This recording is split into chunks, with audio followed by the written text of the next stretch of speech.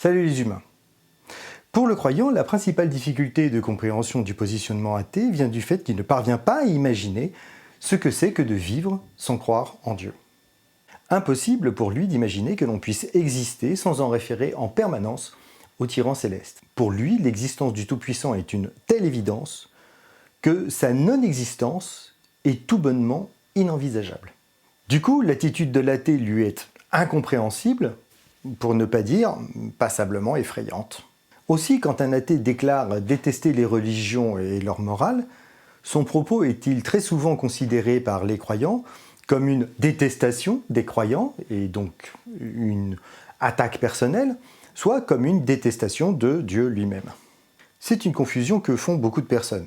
Pour elles, s'attaquer aux livres sacrés, aux institutions, enfin à ce qui est sacré, c'est s'en prendre aussi directement à ceux qui s'en réclament. Nous reviendrons évidemment sur les problèmes que pose cette lamentable confusion dans un prochain épisode. Alors, les athées sont-ils vraiment en colère après Dieu? Si ce n'est pas le cas, d'où vient cette accusation? Et si c'est le cas, cette colère est-elle totalement illégitime? C'est ce que je vous propose d'examiner aujourd'hui.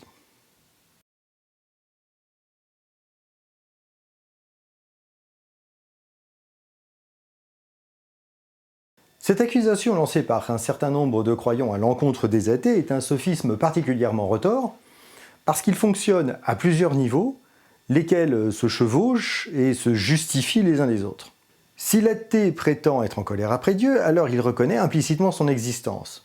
Et du coup, cela le place d'emblée sur le même plan que le croyant, c'est-à-dire celui de l'irrationnel.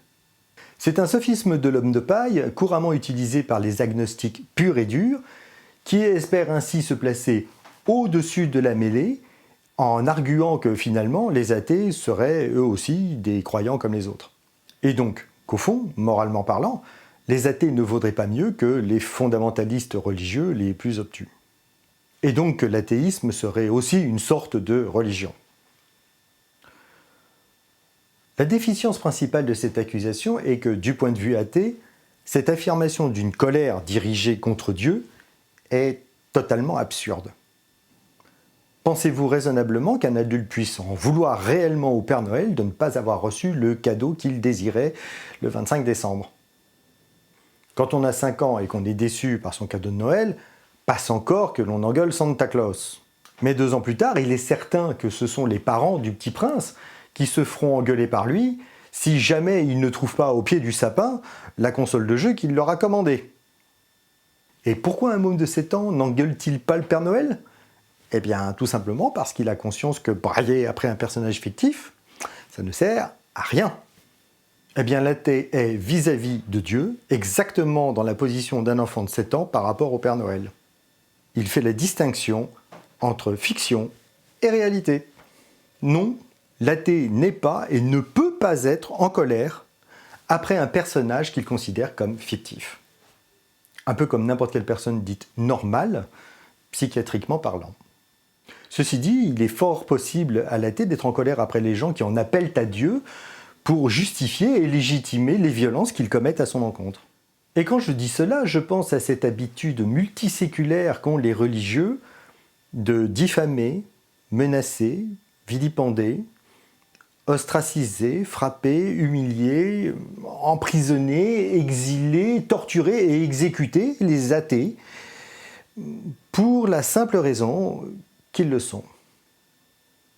En effet, si Dieu méprise allègrement les mécréants, les schismatiques, les infidèles, enfin ceux qui ne croient pas à certaines versions de lui-même, il éprouve en revanche une haine inextinguible et toute particulière envers les apostats, les non-croyants, les athées, c'est-à-dire ceux qui non seulement doutent de son existence, mais en plus, faut-il qu'ils soient bêtes, osent le dire.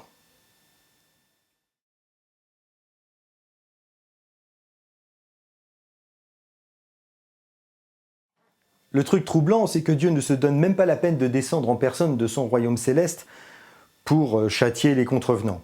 Non, non, comme tout bon mafieux qui se respecte, il préfère que les plus cinglés, les plus fanatiques de ses fidèles se chargent eux-mêmes, en son nom, de la basse besogne. Et il en est encore parmi les croyants pour s'étonner que les athées soient en colère après les représentants de Dieu autoproclamés et les plus zélés de ses fidèles. Au vu de tout ce qu'ont subi et subissent encore les athées de par le monde, au nom d'idéologies prônant l'amour, la tolérance et la justice, leur colère est tout à fait justifiée et objectivement parfaitement légitime. Et si vous doutez de ce que j'avance, je vous invite à consulter cette vidéo-là. Selon beaucoup de croyants, être en colère contre notre Père Céleste, le créateur de l'univers, celui qui nous aurait donné la vie, ce serait faire preuve d'un stupéfiant manque de reconnaissance, d'une audace malvenue, voire d'une arrogance inacceptable. Mais ce serait surtout faire preuve d'une immaturité émotionnelle. L'abandon de sa foi suite à un traumatisme est souvent perçu comme une erreur tragique, un manque de confiance dans le plan divin et une trahison de l'amour que Dieu porte à ses créatures. Douter de l'existence de Dieu parce que son enfant de 3 ans meurt d'une leucémie foudroyante, parce que sa fille de 15 ans est assassinée de la façon la plus barbare qui soit après avoir été kidnappée, séquestrée, torturée et violée pendant des mois, ou encore parce que ses proches sont exécutés dans un camp de concentration, eh bien, pour le zélote, c'est faire preuve de la faiblesse de sa foi. Tel Job, le parent éploré ou le survivant de Mauthausen doit s'accrocher à sa foi comme une moule à son rocher et continuer de louer Dieu sans négliger, bien évidemment, de le remercier de l'avoir ainsi éprouvé. Il est bien entendu que nous consacrerons un épisode de cette chaîne à la problématique du mal. Donc, pour résumer, si quelqu'un perd la foi à la suite d'un drame épouvantable, qui lui fait douter de la bonté ou de l'existence même de Dieu, il est victime de ses émotions. Mais si, sous le coup d'une crise mystique, l'incroyant tombe à genoux, frappé par une révélation divine, et se met soudainement à croire en Dieu, alors là, par contre, pas de problème. L'archétype de ce genre d'épiphanie violente et positive est bien sûr ce coup de foudre que subit Paul de Tarse sur le chemin de Damas et qui le convertit, le temps de tomber de cheval, au christianisme. Alors pour faire simple, si l'émotion conduit à l'apostasie, elle est négative et mauvaise, et si elle conduit à la foi, elle est positive et bonne. Vous voyez, c'est tout simple. Mais vous me direz, on ne peut comparer une émotion bassement humaine et négative, comme la colère, avec une émotion positive et transcendante, telle qu'une révélation divine. Le problème, c'est qu'il existe des émotions simplement humaines extrêmement positives, de même que l'on trouve à l'appel des exemples de sainte et divine colère.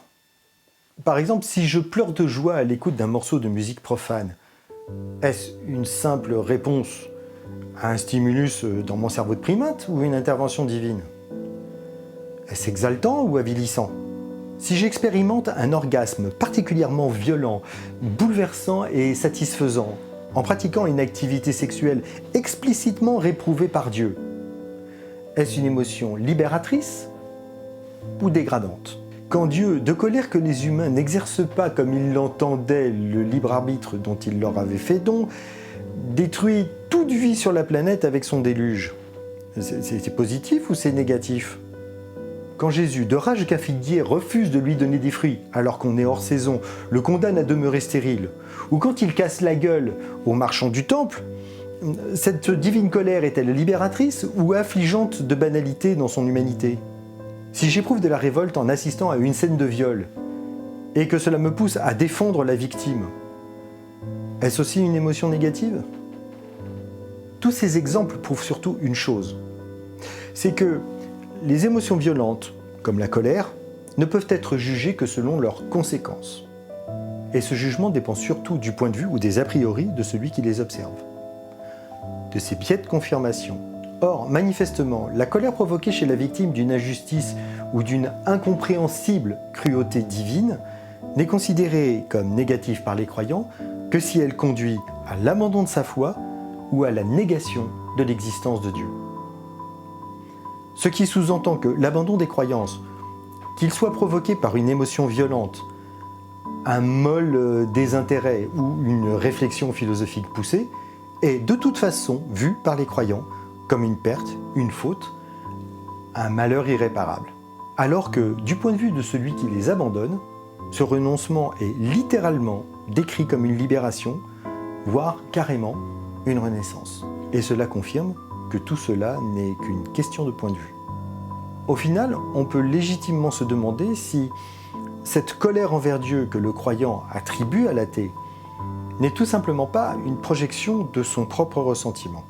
D'abord envers Dieu, qui ne lui donnera jamais aucune certitude absolue qu'il y a effectivement une vie après la mort et un paradis où la vivre.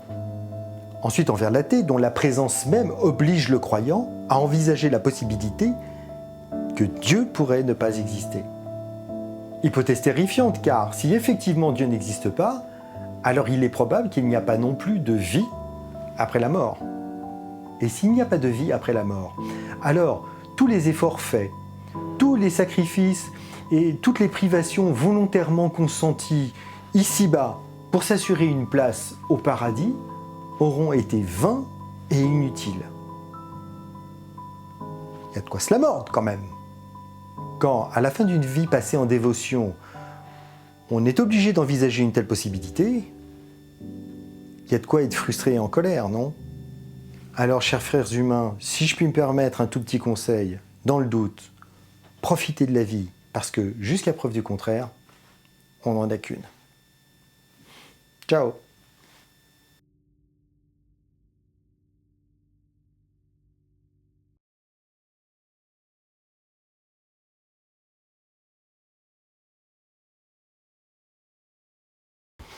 Voilà, c'est tout pour aujourd'hui. J'espère que ça vous a plu et que vous allez continuer à mettre des pouces bleus, à partager et à mettre des commentaires. Si parfois vous vous demandez si ça sert à quelque chose, eh bien regardez la progression de la chaîne. Nous sommes maintenant arrivés à 700 abonnés, ce qui est juste absolument incroyable, et le nombre de vues pour chaque vidéo a tout bonnement explosé. Donc merci encore pour vos pouces bleus, merci encore pour vos partages, merci encore pour vos commentaires, merci donc pour votre soutien en général. Avec un peu de chance, le référencement YouTube va continuer à grimper et nous serons de plus en plus nombreux à partager ces idées.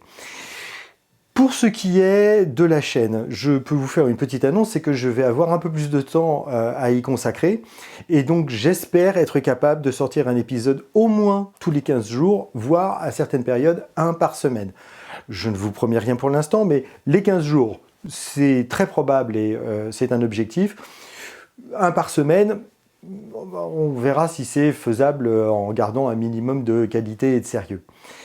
En tout cas, merci pour tout et à tout bientôt. Ciao!